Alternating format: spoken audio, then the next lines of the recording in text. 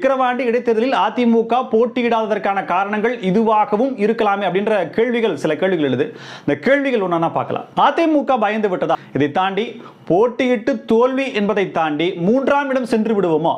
மாவட்ட செயலாளர் மண்ணின் மைந்தர் சி.வி. சண்முகமையா, முன்னாள் அமைச்சர், அவர்தான் இது நடைபெற்றால் போட்டியிட்டால் பொறுப்பாளராக செலவு கணக்கு இந்த மாதிரி பல விஷயங்களையும் அவர் பார்ப்பார். ஒருவேளை தோல்வி அல்லது 2ஆம் இடம் அல்லது 3ஆம் இடம் அப்படின்னு போனா ஒட்டுமொத்த பிரஷரும் தனக்கு ஏற்படும் அப்படிங்கிறதுனால அவர் பிடிகொடுத்து அந்த கூட்டத்தில் பேசவில்லையா அப்படின்ற கேள்வியும் முன்வைக்கப்படுது.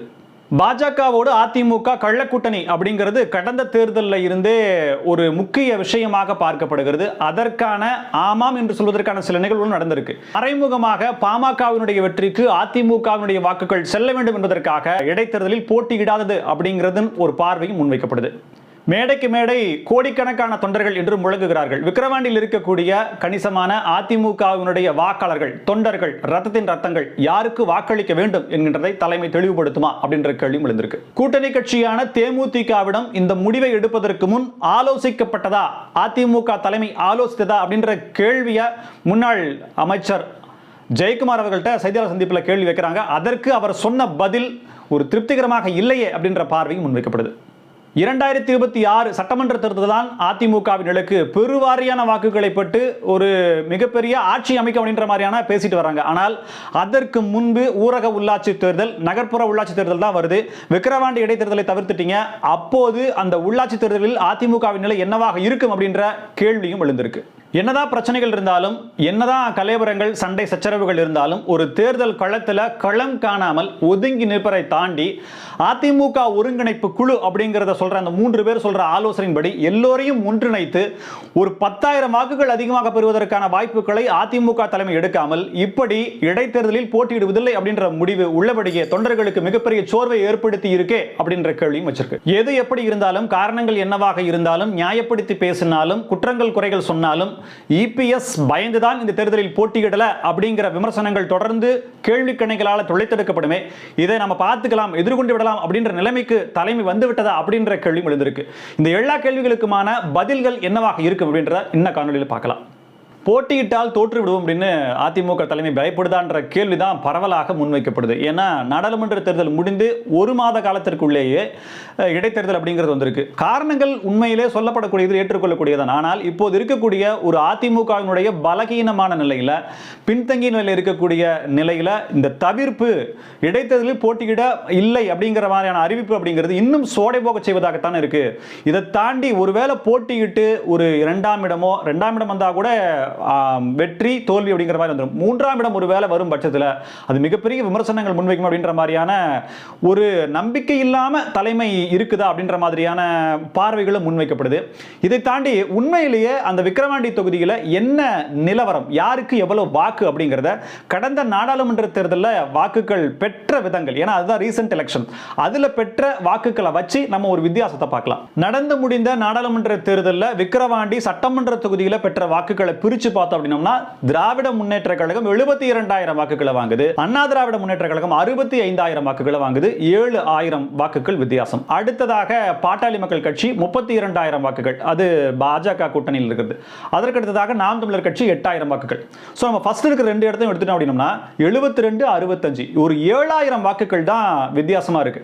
நீங்க நெகட்டிவா என்னென்ன காரணங்கள் வைக்கிறீங்களோ, அதாவது கூட்டணி சரியில்லை, வேட்பாளர் சரியில்லை, பிரச்சாரம் சரியில்லை, சரியாக வாக்காளர்களை சந்திக்கல, திராவிட முன்னேற்ற கழகத்தின் மீதான குற்றச்சாட்டுகள் முன்வைக்கல, தொலைநோக்கு பார்வை இல்ல, காங்கிரஸ் மீதான குற்றச்சாட்டுகள் வைக்கல, பாஜக மீதான குற்றச்சாட்டுகள் வைக்கல, நெகட்டிவா இத்தனை காரணங்கள் இருக்கு. இதை தாண்டி ஒரு ஆளுமை மிக்க தலைவர் அப்படிங்கிறதுல அதிமுக பிரிஞ்சு கிடக்குது அப்படின்ற கட்சி ரீதியான காரணங்கள்லாம் முன்வைக்கிறாங்க. இந்த எல்லா காரணங்களுக்கும் பதில் சொல்லும் விதமாக விக்கிரவாண்டியில் சட்டமன்ற தொகுதியில் வாக்கு வித்தியாசம் அப்படின்னா 7,000 மட்டும்தான். இந்த 7,000 ஒரு அதிகபட்சமா இன்னொரு 3,000 சேர்த்து ஒரு 10,000 ஆக்குனாங்கன்னா 3,000 வாக்கு வித்தியாசத்தில் அதிமுக வெற்றி பெறும் அப்படிங்கிறத ஒரு பாசிட்டிவ் வைபை ஏன் அதிமுக ஏற்றுக்கொள்ளவில்லை? இந்த அளவிற்கு பயந்து இடைத்தேர்தலில் போட்டியிடவில்லை அப்படிங்கிற துணிச்சலான முடிவை எடுக்கக்கூடியவங்களுக்கு போட்டியிட்டு என்னதான் ஆகுதுன்னு பார்ப்போமே அப்படின்ற மாதிரியான ஒரு துணிச்சல் ஏன் வரவில்லை அப்படின்றது தொண்டர்கள் மத்தியில் மிகப்பெரிய கேள்வி எழுந்திருக்கு. அடுத்ததா விக்கிரவாண்டி தொகுதியினுடைய மண்ணின் மைந்தர், முன்னாள் அமைச்சர், அமைப்பு ரீதியாகவும் கட்சியிலையும் செல்வாக்கு மிக்கவர் அப்படின்னா சி.வி. சண்முகமையா. இப்போ இங்க தேர்தல் நடைபெற்று அதில் அதிமுக போட்டியிட்டால் களப்பணி, செலவு, வெற்றி தோல்வி விமர்சனம் இது எல்லாமே யார் நோக்கி செல்லும் அப்படின்னா சி.வி. சண்முகம் ஐயா அவர்களை நோக்கி தான் செய்யும். ஒருவேளை தனிப்பட்ட முறையில் நான் ஏன் அதிமுக இப்போ அதிமுக ஒரு நார்மலான நிலையில இருந்தோ அல்லது நல்ல நிலையில இருந்தோ இந்த விக்கிரவாண்டி இடைத்தேர்தலை தோத்துச்சு அப்படின்னா வழக்கமா ஆளும் கட்சி தான் வெற்றி பெறும் அப்படிங்கிற ஒரே ஒரு விமர்சனத்தை மக்கள் ஏத்துப்பாங்க. ஆனா இப்படி ஒரு 40 இடங்களிலும் தோல்வி, சில இடங்கள்ல 3ஆம் இடம், சில இடங்கள்ல டெபாசிட் வாங்கல அப்படின்ற மாதிரியான ஒரு இடத்துல இருந்துகிட்டு விக்கிரவாண்டி இடைத்தேர்தலையும் தோற்றால் ஒருவேளை நீங்க களப்பணி ஆற்றிருந்து நீங்க அங்க வெற்றியை தேடித்தர வேண்டியதான அப்படின்னு சொல்லி நாளைக்கு ஒரு மாவட்ட செயலாளர் கூட்டத்திலேயோ இல்ல மற்றவர்களை குற்றம் சொல்லக்கூடிய நிலையிலேயோ சி.வி. சண்முகம் ஐயா அந்த இடத்துக்கு வரமாட்டாரோ, அவர் மீதான விமர்சனங்கள் வைக்கப்படும். தனிப்பட்ட முறையில் நீங்க களப்பணி செய்யல, நீங்க களப்பணி ஆற்றல அப்படின்ற விமர்சனங்கள் வரும் என்று அவர் ஏதேனும் யோசித்தாரா அப்படின்ற கேள்வி முன்வைக்கப்படுது. ஏன் அப்படின்னா நாடாளுமன்ற தேர்தலில் கிட்டத்தட்ட சிலருக்கு விநியோகம் செய்யப்பட்ட அந்த ஸ்வீட் பாக்ஸ் அப்படிங்கிறதுலையுமே நிறைய ஸ்வீட் பாக்ஸ்கள் இவர் தான் பண்ணாரு அப்படின்ற மாதிரி எல்லாம் சொல்லப்படுது. தகவல் எனக்கு தெரியல, ஏன்னா வெளிப்படையா நம்மளும் யூடியூப்ல காணொலியில் வெளிப்படையா பேச முடியாது. அந்த அளவுக்கு இருக்கும்போது இப்ப மறுபடியும் எவ்வளவு இப்போ இவங்க என்ன ஸ்வீட் பாக்ஸ் கொடுக்குறாங்களோ அதுக்கு மேல ஒரு ஸ்வீட் பாக்ஸை திமுக கொடுப்பதற்கு தயாராக இருக்கும். ஏன்னா எதை வைத்தாலும் இது ஒரு பிரஸ்டீஜ் இஷ்யூ. ஆளும் கட்சியாக விக்கிரவாண்டி இடைத்தேர்தலில் வெற்றி பெற வேண்டியது திமுகவுக்கு மிக மிக முக்கியம். அப்படி இருக்கும்போது அவங்க களத்தில் இறங்கி அந்த அளவுக்கு அக்ரெசிவா போராடும் போது ஈடு கொடுத்து நம்மளால போராட முடியாது அப்படின்ற மாதிரியான நினைப்புகள் இருக்குதா அப்படின்ற பார்வையும் முன்வைக்கப்படுது. கடந்த சட்டமன்ற தொகுதி தேர்தல் பொது தேர்தலில் அதிமுக மேல வைக்கப்பட்ட மிகப்பெரிய குற்றச்சாட்டு அப்படின்னா பாஜகவோடு கள்ள கூட்டணியில் அதிமுக இருக்கிறது அப்படின்ற குற்றச்சாட்டு வைக்கப்பட்டது. இன்னைக்கு வரைக்கும் பாஜகவோடு அதிமுக கூட்டணியில் இல்லைன்னு சொல்லி திரும்ப திரும்ப சொல்றாங்க. மக்கள் நம்பிட்டா அந்த திரும்ப சொல்ல வேண்டிய தேவையே ஏற்படாது. ஆனால் திரும்ப திரும்ப சொல்றாங்கன்னா மக்கள் அந்த பாஜகவோடு கூட்டணியில் தான் இருக்குதுன்னு நம்புறாங்க, இல்லை அப்படின்னு நம்ப மறுக்கிறாங்க அப்படிங்கிறது தான் தெளிவாகுது.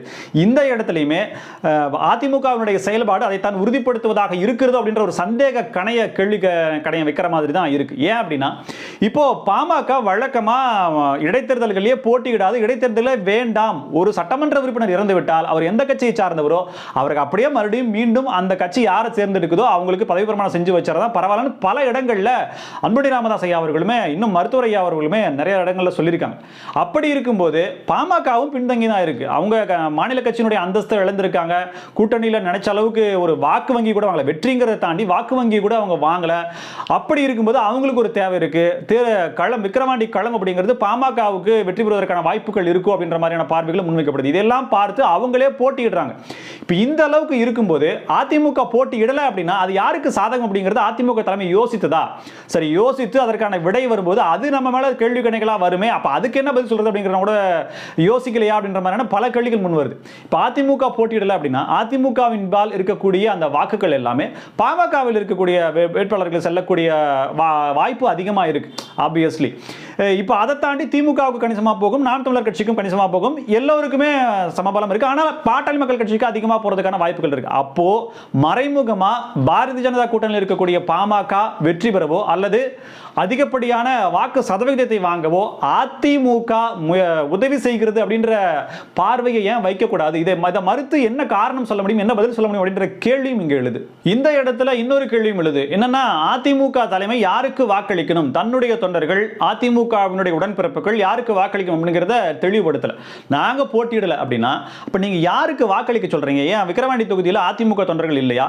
என்ன நின்னாலும் நிக்காமலே போனாலும் அதிமுகவினுடைய கோர் ஓட் பேங்க் இருக்கு இல்லையா, கணிசமா இருக்கு. அது எவ்வளவு வேணா வச்சுங்க, யார் வேணா எவ்வளவு பர்சன்டேஜ் வேணா வச்சுங்க, அவங்க எல்லாம் யாருக்கு வாக்களிக்கணும் அப்படிங்கிற ஒரு $1 மில்லியன் கொஸ்டின் வருது. அப்ப அவங்க யாருக்கு வாக்களிக்கிறது அப்படின்ற ஒரு கேள்வி வைக்கப்படுது.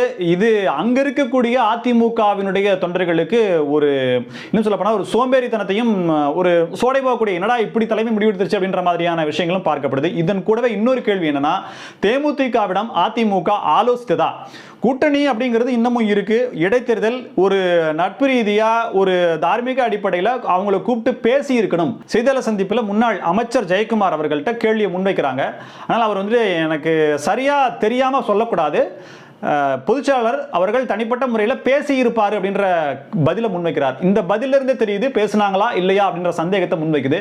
ஸோ இப்போ அவங்களுக்கும் என்னடா இது நம்மளை கேட்காம முடிவெடுத்துட்டாங்களா அப்படின்ற மாதிரி ஒரு ஹெசிடேட் இருக்கு. 2026 அல்லது அடுத்து வரக்கூடிய ஊரக உள்ளாட்சி நகர்ப்புற உள்ளாட்சியிலையோ அவங்க இதுக்கு ஒரு மனஸ்தாபத்தோட இருக்கக்கூடிய வாய்ப்புகள் இருக்கான்ற பார்வையும் முன்வைக்கப்படுது.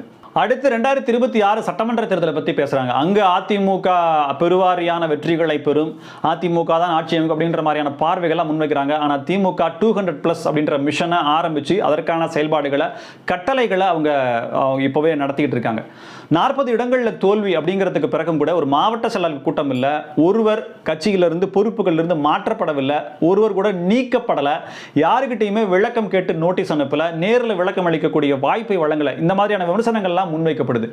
இந்த அளவுக்கு கட்சியில நிர்வாகிகளை கட்டுப்படுத்த முடியாத அளவுக்கு அவங்கள ஒரு திட்ட அளவுக்கோ கண்டிக்கிற அளவுக்கோ தலைமைக்கு உரிமை இல்லை, தலைமைக்கு அதிகாரம் இல்லை அப்படின்ற நிலைமையில இருக்குதா அப்படின்ற கேள்வி முன்வைக்கப்படுது. அப்படியே திமுகவில் பார்த்தோம் அப்படின்னா 200+ நீங்க ஜெயிச்சாகணும், இந்த இடைத்தேர்தலில் கூட நீங்க லேசா விட்டுறக்கூடாது அப்படின்னு சொல்லிட்டு எத்தனை மாவட்ட செயலர்களை போட்டு அந்த இடத்துல எவ்வளவு அக்ரெசிவா அவங்க களம் காண்றாங்க. கிட்டத்தட்ட அந்த 7000 வாக்கு வித்தியாசம் அப்படிங்கிறது இன்னும் அதிகமாக இருக்கணும், குறைந்தபட்சம் ஒரு 10,000, 15,000, 20,000, 30,000 அளவுக்கு போகணும்ன்ற ஒரு இலக்கை வச்சு அவங்க பணியாற்றுறாங்க. 40 வெற்றிகளுக்கு பிறகு இந்த அளவுக்கான வெற்றி வேற எந்த கட்சியாவது பெற்றிருந்து அப்படின்னா ஒரு லேசான சுணக்கத்தோட வேலை செய்வாங்க. நாங்கள் தான் ஜெயிச்சிட்டோம், இது தோத்தா கூட பரவாயில்ல பார்த்துக்கலாம் அப்படின்ற மாதிரியான ஒரு சுணக்கத்தோட வேலை செய்வாங்க. அந்த அளவுக்கு கூட இல்லாமல் எவ்வளவு முனைப்போட வெற்றி தான், அதுவும் இவ்வளவு வாக்குகள் வித்தியாசத்தில் தான் அப்படின்ற ஒரு டார்கெட் பாயிண்டோட திமுக களம் காண்குது. இந்த அளவிற்கான ஒரு கட்டுக்கோப்பு ராணுவ கட்டமைப்புன்னு சொல்றாங்களே அதெல்லாம் இல்லையோ அப்படின்ற மாதிரியான பார்வை முன்வைக்கப்படுது. இந்த முடிவு எடுக்கப்பட்டது அப்படிங்கிறது அந்த உயர்மட்ட குழு கூடி தலைமை கழகத்தில் கூடி அப்புறமா தான் அறிக்கை வெளியிடுறாங்க. அப்ப அறிக்கை வெளியிடும் போது 2 அறிக்கை அவங்க டேபிள் இருந்தது. ஒன்னு முத்தமிழ்ச்செல்வனுக்கு போட்டியிட வாய்ப்பு, அதிமுக போட்டியிடுகிறது அப்படின்ற ஒரு ரிப்போர்ட். இன்னொன்னு அதிமுக தேர்தலை புறக்கணிக்கிறது, அதற்கான காரணங்கள் 2 ரிப்போர்ட் இருந்தது. எல்லாருக்கிட்டையும் எடப்பாடி கே பழனிசாமி அவர்கள் கேட்டாரு. ஏனென்றால் கடந்த நாடாளுமன்ற தேர்தலில் 40 வேட்பாளர்களை தன்னிச்சையாக அவரே தேர்ந்தெடுத்து விட்டார். குறிப்பா CV சண்முகமையா அவர்கள் அறிக்கை ஒன்று வந்துருது. எலெக்ஷன் கரெக்டா போலிங் முடிஞ்ச உடனே அன்னைக்கு நைட்டு ரிலீஸ் ஆச்சு. இந்த தேர்தல் வேட்பாளர் தேர்வில் எனக்கு உடன்பாடு இல்லை, தோல்வி அடைஞ்சா என்ன எதுவும் கேட்காதீங்கன்ற மாதிரியான இதெல்லாம் வந்தது. இப்போ அந்த அளவிற்கான பிரச்சனைகள் இந்த இடைத்தேர்தலில் எதுவும் வந்துடக்கூடாது அப்படிங்கிறதுக்காகத்தான் எல்லோருடைய முடிவும் என்ன அப்படிங்கிறத கேட்டு ஒருவேளை இதுல போட்டியிடலைனா கூட பரவாயில்ல அந்த முடிவு, அதாவது மற்ற நிர்வாகிகள் என்ன சொல்றாங்களோ, பெரும்பாலான நிர்வாகிகள் என்ன சொல்றாங்களோ அதுதான் என்னுடைய முடிவுன்ற மாதிரி அறிவிச்சாரு. ஒரு சேஃப் சைடில் இருந்துட்டாரு அப்படின்ற மாதிரியான பார்வையும் முன்வைக்கப்படுது.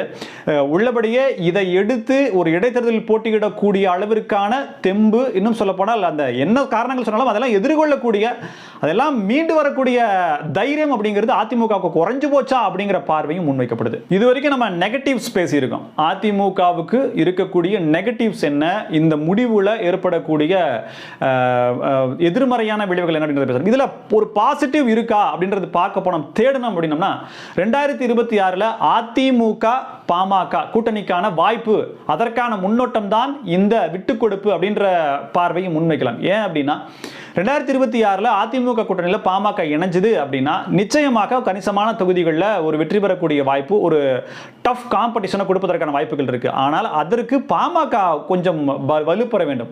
பாஜக கூட்டணியிலேயே இருந்தாலும் 2026 அப்படிங்கிறதுக்கு இன்னும் 2 வருடங்கள் இருக்கு அப்படிங்கிறதுனால ஓரளவுக்கான வெற்றியை பெறுவதற்காக ஒரு மறைமுகமாக இந்த தேர்தலில் நீங்க போட்டியிடல அப்படின்னா அதிகப்படியான வாக்குகள் பாமகவுக்கு கிடைக்கும், ஒரு அங்கீகாரம் சின்னம் அப்படிங்கிறத நோக்கி பாமக போவதற்கான வாய்ப்புகள் இருக்கு. அதை எங்களுக்கு கொடுத்தீங்கன்னா 2026 உங்கள்ட்ட கூட்டணி வச்சுக்கிறேன். இது வந்து ஒரு அனுமானம் தான். நிறைய பேர் கமெண்ட்ல சொல்லலாம், நல்லா திங்க் பண்றீங்க அப்படின்ற மாதிரி சொல்லலாம். அரசியல்ல என்ன வேணா நடக்கலாம். ஏன்னா பாஜக கூட்டணியில பாமக எப்படி வாக்கு சதவீதம் அப்படின்றத பார்த்துட்டாங்க. இப்போ எலெக்ஷன் முடிஞ்சு 1 மாசத்திலேயே கூட்டணியில இருந்து விலகி அதிமுகவோட பாமக போகுது, ஒருவேளை போகுது அப்படின்னா அதுக்கான டிக்னிட்டி அப்படிங்கிறது என்ன இருக்கும் அப்படின்றது ரொம்ப கேள்விக்குறியாயிரும். ஸோ பாமகவும் தன்னுடைய இருப்பை காட்ட வேண்டிய கட்டாயத்தில் இருக்காங்க. இதெல்லாம் தாண்டி பாமக அப்படின்ற ஒரு அந்த கட்சியினுடைய தனிப்பட்ட முறையிலிருந்து பார்வையிலிருந்து பார்த்தோம்னா திராவிட கட்சிகள் அவங்கெல்லாம் இப்படி தான் அப்படின்ற மாதிரியான பல விமர்சனங்கள் அவங்க முன் வச்சுட்டாங்க. ஸோ திரும்பவும் அதிமுகவோட கூட்டணி போகிறது அப்படிங்கிறது என்ன இது அப்படின்ற மாதிரியான ஒரு கேள்வியும் எழும். இதெல்லாம் பாமகவுக்கான பிரச்சனைகளாக பார்க்கப்படுது. எதுவாக இருந்தாலுமே அரசியல் களத்தில் வெற்றி அப்படிங்கிறது தான் உங்களை நின்று பேச வைக்கும். அந்த வெற்றி எங்க இருந்தா கிடைக்கும் அப்படிங்கறத பாமக தலைமை நிச்சயமா கணிக்கும் அப்படிங்கிறதும் மாற்று கருத்து இல்ல. சோ 2026 பாமக அதிமுக அப்படிங்கிறது கூட்டணி நிறுவுவதற்கான வாய்ப்புகள், அதற்கான முன்னோட்டம் தான் இந்த விட்டுக் கொடுப்பு அப்படிங்கிற ஒரு பார்வையும் எழுது. நடந்து முடிந்த நாடாளுமன்ற தேர்தலில் விக்கிரவாண்டி சட்டமன்ற தொகுதி வாரியாக பதிவான வாக்குகள், அதற்கு திமுக அதிமுகவினுடைய வாக்கு வித்தியாசம் பார்த்தோன்னா 7000 வாக்குகள் தான் வித்தியாசமா இருக்கு. இந்த 7000 வாக்குகளுக்கு மேல பெறுவது எப்படி அப்படின்ற முனைப்பை அதிமுக செயல்படுத்தி இருந்தால், ஆத்மார்த்தமாக அர்ப்பணிப்புணர்வோட உள்ளபடியே விசுவாசத்தோடு அவங்க பணியாற்றிருந்தாங்கன்னா ஒரு பெரிய டார்கெட்டாக நிச்சயமா இருக்கிறதுக்கான வாய்ப்புகள் இல்ல, குறைவு. இதை தாண்டி அதிமுக ஒருங்கிணைப்பு குழு அப்படின்னு சொல்லி K C Palaniswami, Bengaluru Pugazhendhi, JCD Prabhakar இவங்கெல்லாம் ஒரு அறிக்கை விட்டுருக்காங்க. V K Sasikala, TTV Dhinakaran, O Panneerselvam ஐயா அவங்களுக்கெல்லாம், இன்னும் சொல்லப்போனால் எடப்பாடி கே பழனிசாமி அவர்களுக்கும் விட்டுருக்காங்க. இப்போ இவங்களை எல்லாம் ஒன்றிணைத்து ஒரு அதிமுக, ஒன்றுபட்ட ஒரு அதிமுகவாக உருவாக்கி இந்த இடைத்தேர்தலில் ஒரு வெற்றியை காண்பிக்கிறதுக்கான முயற்சியை ஏன் அதிமுக இப்போதைய தலைமை யோசிக்கல? இல்லை அதுக்கான குறுகிய கால அளவு அது இப்போ வேண்டாம் அப்படின்ற மாதிரி நினைக்கிறாங்களா அப்படின்றது இல்லை. எப்படி இருந்தாலும் எதிர்கால இதற்கான முனைப்புகளை காட்ட வேண்டும் அப்படிங்கிற ஒரு பார்வை நடுநிலையாளர்களால் முன்வைக்கப்படுது. அவங்க மேல குற்றச்சாட்டு முன்வைக்கிறீங்க, அவங்க துரோகிகள்னு சொல்றீங்க, அவங்க அதிமுக இரட்டைகளையே முடக்குவதற்கான பணிகள் ஈடுபட்டாங்க, எல்லாமே ஓகே. ஆனால் மன்னிப்போம் மறப்போம் அப்படிங்கிறது அரசியல்ல நிச்சயமா தேவை அப்படிங்கிறதுக்கு. ஜெயலலிதா முன்னாள் முதலமைச்சர் அவர்கள் கூட தன்னை தூற்றியவர்களை ஒரு உயர் பதவி கொடுத்து தன்னை வாழ்த்த வச்சு அழகு பார்த்தாங்க. அதற்கான உதாரணங்கள் எல்லாம் பெங்களூர் புகழேந்தியே சொல்றார். அப்படி இருக்கும்போது இதற்கான முயற்சிகள்ல ஏன் இறங்கல? நீங்க போதுமான அளவுக்கான பரீட்சையை பார்த்துட்டீங்க, கிட்டத்தட்ட 10 தேர்தல்களில் பார்த்துட்டீங்க, வேண்டாம் வேண்டாம் வேண்டாம்னு சொல்லி பார்த்துட்டீங்க. எல்லோருமே விமர்சனம் வைக்கிறாங்க. யார் யாரோ வளர்றாங்க, அதிமுகவினுடைய வாக்குகள் யார் யாருக்கோ போகுது. ஸோ மற்ற கட்சிகளுக்கு போகுதுங்கிறத கண்கூடா ஒரு அதிமுக தொண்டர் பார்க்கறானே அப்படிங்கிறப்போ இந்த இடத்துல ஒரு இணைப்பு தேவை. இணைச்சு தான் பார்ப்போமே, தலைமை பொறுப்பில் நீங்களே இருங்க, ஆனால் என்ன அப்படின்றத பார்த்து இணைப்பு அப்படிங்கிறத ஒரு கன்சிடர் செய்ய வேண்டிய நேரம், நிச்சயமான தருணம் இதுவோ அப்படின்ற மாதிரியான ஒரு பார்வை முன்வைக்கப்படுது. எது எப்படி இருந்தாலும் இரட்டைகள் இல்லாத இடைத்தேர்தல் அப்படிங்கிறது உள்ளபடியே அதிமுக தொண்டர்களுக்கும் ரத்தத்தின் ரத்தங்களுக்குமே ஒரு வருத்தமாகத்தான் இருக்கு. எல்லோரும் ஒருங்கிணைந்து வெற்றிக்காக தீவிரமா பாடுபட்டாங்க அப்படின்னா நிச்சயம் வெற்றி அப்படிங்கிறது ஓரளவுக்காக கிட்டும் அப்படிங்கிறது அதிமுகவினுடைய நம்பிக்கையா இருக்கு, மற்ற அரசியல் நோக்கங்களுடைய நம்பிக்கையாகவும் இருக்கு. இந்த காணொலி பற்றின தகவல்களை, கருத்துக்களை கமல்ஹாசன் சொல்லுங்க. நன்றி.